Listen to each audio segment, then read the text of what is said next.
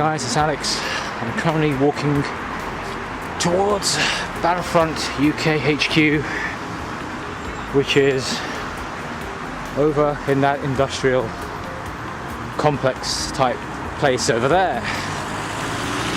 So yeah, I look like a complete loon walking down the road with a camera like this in the middle of nowhere. People thinking, what the hell, this isn't a tourist attraction. But yeah, in any moment now, assuming I don't get lost, should be at Battlefront HQ. Please excuse the traffic noise. Yeah, there's a lot of cars around here.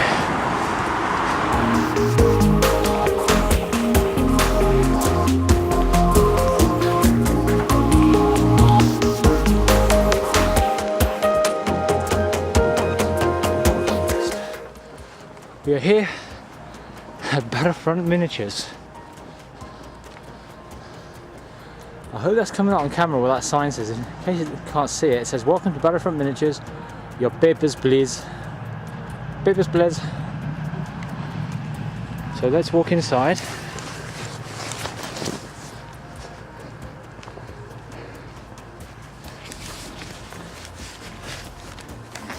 As I try to yet again juggle this bag, which refuses to stay on my shoulder. Here we are. Battlefront Miniatures. See you inside. We're inside. I just met Gareth from, he's like the events manager for Battlefront Europe. That's War Games Illustrated in there. Welcome to Battlefront Miniatures. Ooh. Shiny. D&D minis. Let's walk upstairs and oh look, dust. That's the new battle groups that will be coming out soon. The SSU, the Axis,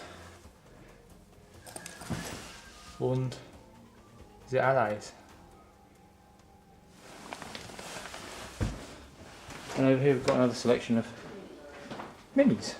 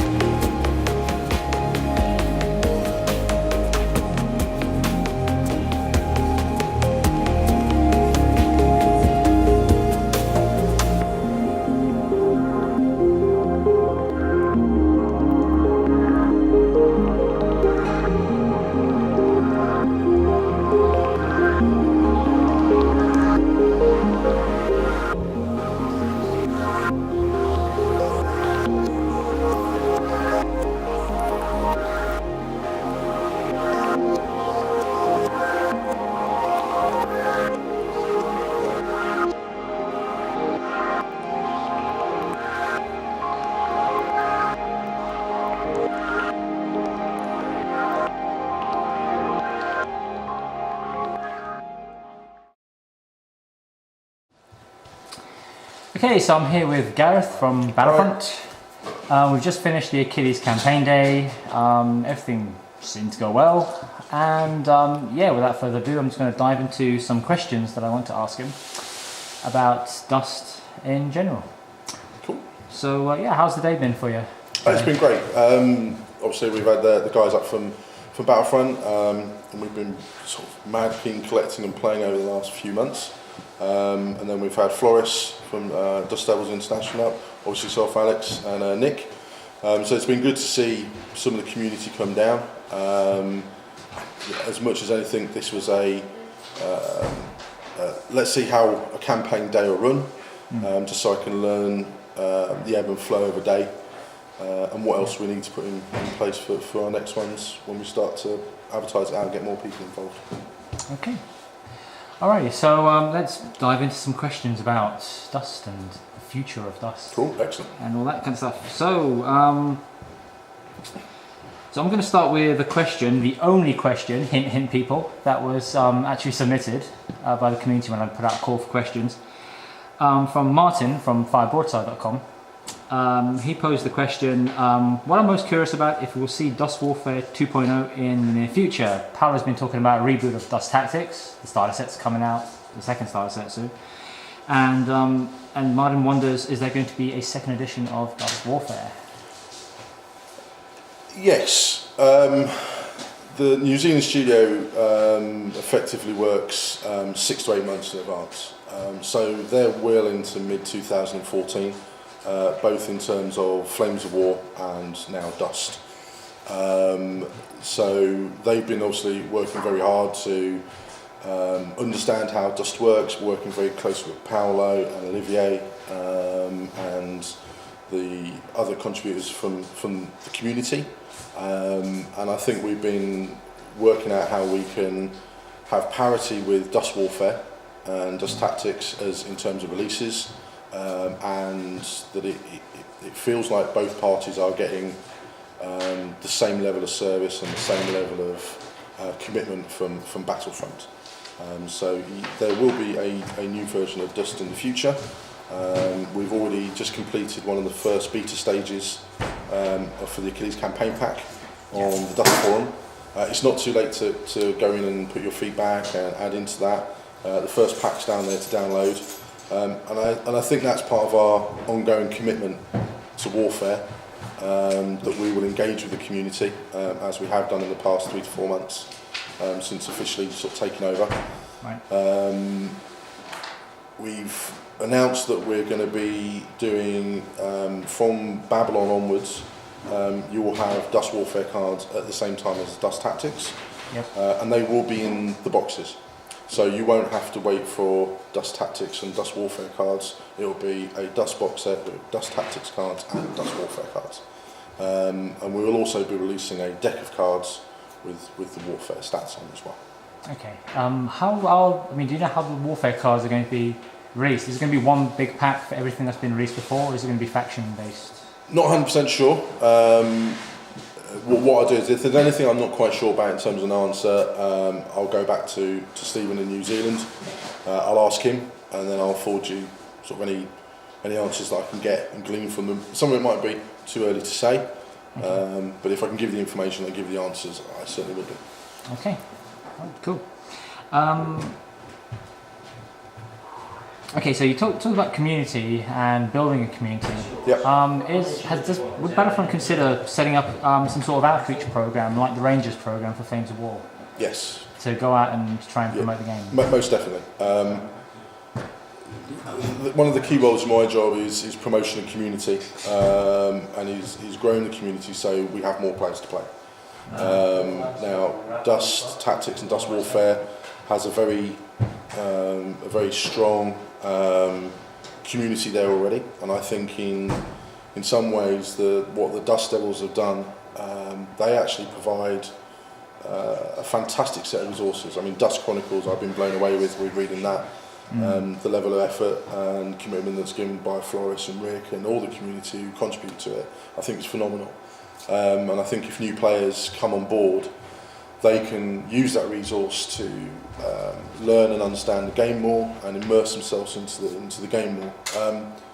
I think the first stage of our commitment to that is that we're bringing out 3 new starter sets in January, which is, rather than having a core set that is going to, you have to pick or choose which side you want within the box. You will choose which nation you want to fight for. So you'll have the SSU starter box, you'll have the Axis starter box, and you'll have the Allied starter box. Great box with a hero, a walker, and 2 combat units. Full set of rules, full set of nation-specific dice, and also terrain tiles as well. So you can pick up your box, you find your opponent, and you're going to play with what you're playing. But in terms of going out and doing something at the Rangers, yes, we definitely want to do that. We're going to be working with Dust Devils. As part of their remit with the Dust Devils is that they have recon days, campaign days and tournament days. And we see the recon days as those days that are going out and running demo games in the local gaming store. I think if you guys are wanting to do that and that's what you want to do, then Alex will put up my email address. Please contact me, and then I'll start building up that list of players that want to go out and build the community. I can't give a time frame when we're going to start, but I'm keen to see sort of a Rangers programme as quickly as we can. Okay, is it going to be called Rangers, or is it going to be called something else? I don't know. Just kind of. I don't know. Rangers is synonymous with Flames of War because the Rangers are the first ones in. I don't know. We might well go out and ask the community, what do you guys want to be called? That'd be a nice idea. Maybe it's a little competition we might run on the forums. Who knows? Okay. I'll probably steal that idea for myself now.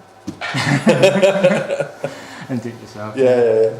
Okay, so I mean, one of my questions was, are warfare starter boxes in the pipeline? Because especially because with the SSU box, the new one that's just been shown on the Dust website, people saying that the SSU box doesn't make a warfare platoon. So, I've seen some people say that that maybe means that there's a warfare box in the offering that makes a platoon out of the box. So to start off with, there isn't going to be a specifically warfare starter box set. But by the time we bring out the starter box sets in January, we will have done balancing and cards for warfare. That's where we're at the moment. I think I'll punt back to New Zealand and ask them, just say, where do they see the next step for warfare, and then we can again feedback into the community. Okay. One of my questions you already answered, which is how far do you work ahead with expansions and new waves, and actually how much interaction is there with Paolo and Dust Studio in terms of what's coming up and what's ahead? Paolo and Olivier have been over to New Zealand twice now, so actually that's a fairly big one for them, because it's a long trip over to New Zealand. Journey, yeah, it's the other end of the world. It's in a different time zone. They live in the future. So when I say 6 months, in reality it's probably like a year, because they gain an extra day every day. But we spent a good 4 days with Olivier in Essen recently in October, and that was great. We in the office that were there gained a lot out of it, understanding more about the game, the background, and where they're certainly thinking that with Dust Tactics. So yeah, the guys in New Zealand are talking with Paolo and Olivier on a regular basis. Okay, Olivier is the kind of the driving force sort of behind Dust Tactics, the rules and everything. Yeah. He's the main guy there. Some people say that it's kind of hard to get Dust in their part of the world, and do you have any advice that you could give to them? Maybe try and. The first one is to go to the local game store. Go to the local game store. If they don't stock it, ask them why, and tell them I will buy it from your store, and ask the local game store to stock it. Now, if they're already a stockist and they're struggling to either buy it from the local distributor, then drop me an email, and I will put them through to the correct trade contact, and the trade contact will go out to that store via phone or email and contact them to try and make sure they can get hold of the Dust supplies. There has been some trouble with delays. A lot of it's just due with the weather. We've all seen what it's been like. A lot of it's shipped over by sea, and a week delay you're getting on the boat actually can go to a 3 to 4 week delay. It's just one of the things that sometimes you're hit with when you're dealing with shipping overseas. We do know that 8.2 is in the UK and Europe now. It's in the retail stores.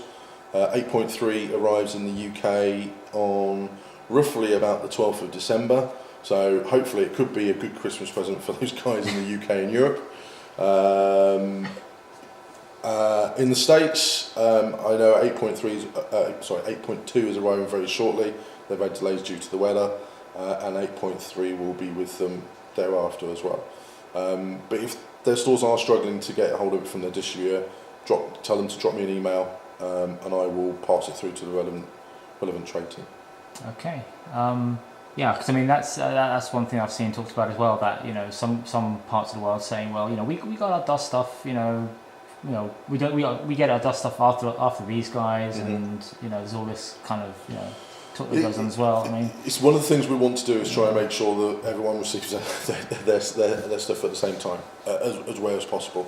We'll do everything we can to make sure it arrives in our warehouses around the world on time to go to the distributors. Sometimes we're governed by nature. with the weather and. Yeah, but we're trying to get a worldwide release date, not a staggered by months date as previous. So.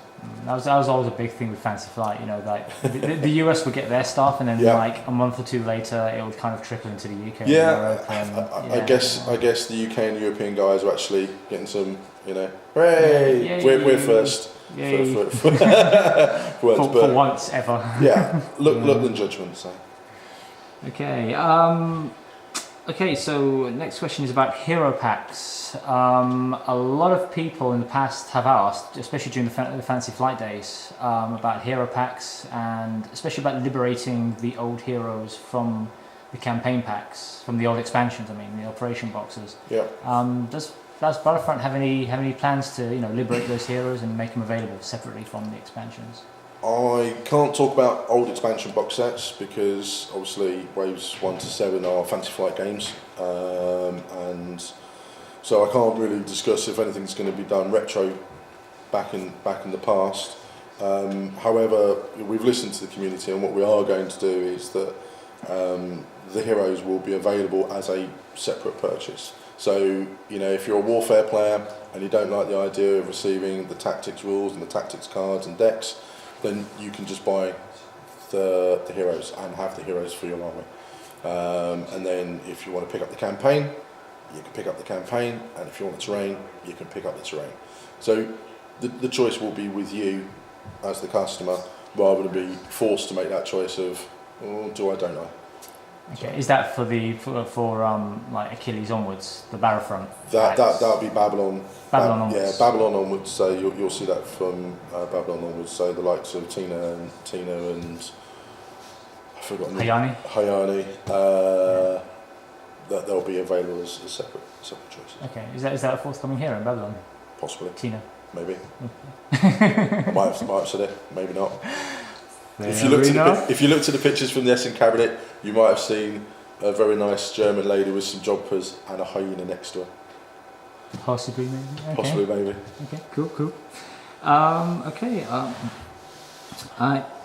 Excuse me. I only have one more question. That's how much dust do you guys play at Battlefront, and also which faction is currently on top and doing the best? In the UK. Before we knew we were getting dust tactics, there was 2 of us in the office that had dust. I personally had it because I liked the models. The Königsluthor sold me, and I bought some of the bits and pieces. And Matt, who's in the UK, he had a fair bit of it because he played it down his club. And then we found out about it. I'd love to say we started off quite gently and just bought a couple of things and the core set and learned how to play. I'm totally lying. An escalation arms race started, and it's purely down to Rickard. It's all his fault. That's why I don't have any wages left at the end of the month. We basically went nuts. I think we all have one of everything, and for our respective armies, not of everything, and multiples in some cases. I play Axis, Rickard plays Allied, Anders plays SSU, Matt plays Axis. and Dave, the warehouse manager, plays Axis as well. He probably has the most painted out of the lot of us, and the guys are playing every week. So for the last 3 months we've been playing every week on a Thursday night, and sometimes the guys are coming early in the morning and lunchtimes and doing the same. And that's really so we know what we're talking about when we're talking about the product to people, and we're really enjoying it. It's very different from Flames of War, so it's been a nice change to play a different game and learn different things, and for me generally loving the models. Guys in New Zealand, I asked Stephen this question, they've obviously been playing a lot and doing a lot of play testing, a lot of working on the rules, because obviously they're doing the rules development stuff with Paul and Olivier. But the guys themselves, there's guys with the factions out there, so SSUs, Axis and Allied, they're having a bit more of a hard time getting hold of their product because they're at the end of the world. So we might be helping them out next week. I'll tweet about that. But we're all really enjoying it, and I think it's the same for the guys in the States. They've had an escalation warfare as well. So I think between us we probably have more kit than some people out there. But sounds like a bit of a Pringles effect going on. Once you have one, you can't stop. Yes. I am not going to be going and buying anything when I get home tonight. I certainly won't be purchasing some more infantry. Okay, we'll hold you to that. No, it's not true. Which faction do you reckon is doing the best at the UK Battlefront? Now Anders knows how to play. It's Axis, but okay. Anders is slowly tweaking his army and learning how to play with it. And I think that's the beauty of it. It was interesting when we started out. We all had flyers because they were great, and then we started to strip back and we had anti-air and lots of infantry. And now what you're seeing the guys playing is more balanced armies. They're starting to learn how to interplay with their characters a lot more. I mean, Flores showed me some stuff today that I went, oh really? Right, remember that. So, we're learning stuff from the people who have played more, but it's ebbs and flows. I mean, initially it was Dave, Rickard's brother-in-law Jorge, who was over here. He's now over in Spain. He's going to be doing some demo gaming out in Spain for us. Cool. Those guys are the ones who picked it up quickest, so they were much better than us old people who didn't pick it up much quick. But it's fairly balanced-ish. I still lose. Okay. Sounds like a bit of a meta happening at around Battlefront. Bit of a kind of... Yes. Yeah, I think Dave and Anders are coming up with interesting ways on how to select armies and how to play with stuff. The one they've tried at the moment is, before the game starts, they agree their points cost. They're playing with no planes at the moment. But they turn up with their decks of cards, and then they do their initiative phase, and then they put down the first card. And then the other opponent goes, ooh, oh, Germans and Lara. Oh, well, there's a shocker. Oh, I'm going to play this card, and Anders might use Jakob, or it might be his Tesla gun. And so then they select their army like that. So it's open army picking, and I think over the last 2 weeks it's given some of them their closest games. So yeah, it's been good to watch that actually. So. Okay, cool. Yeah, sounds a bit like sounds kind of like draft-ish. Well, not draft, but kind of that. Yeah, a little bit. Random-ish element. Yeah. You get sometimes with draft when you don't just come up with an army and say right, this is what I'm playing. It's like. No, I think it's led to them having more balanced armies. Obviously, you can't affect the dice rolls, but it's given them more competitive games and more balanced games rather than 4 airplanes suddenly being put on the table. Dave. Oh, sorry, 5. So which isn't fun for anybody to play against. Yeah, I mean, you can never have too many aircraft. I mean, don't tell Dave that; he'll go and buy some more. Okay. Okay. So I think that's everything. Excellent. So yeah, thank you, Gareth. Thank you. Events manager, Battlefield UK, Battlefront Europe. Yeah. Yes. Battlefield would be interesting. Battlefield. Yeah, it must say Battlefield. Yeah, Battlefront. Yeah. Anyway, yes. Thanks, Gareth, for answering questions. And cheers, guys. Cheers.